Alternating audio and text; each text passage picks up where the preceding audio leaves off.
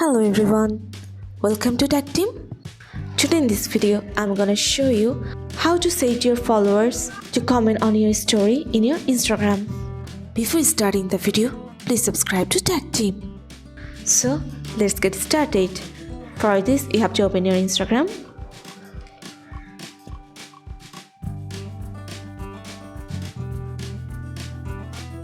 Then go to your account and click on your menu.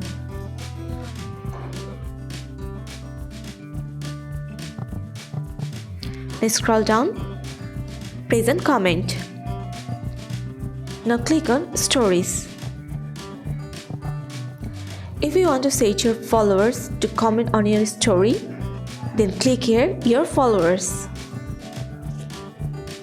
That's it. So this is how to set your followers to comment on your stories. So guys, that's it. You can do this. I think this video is very helpful to you. If it was, then give a thumbs up and hit the subscribe button. And thanks for watching.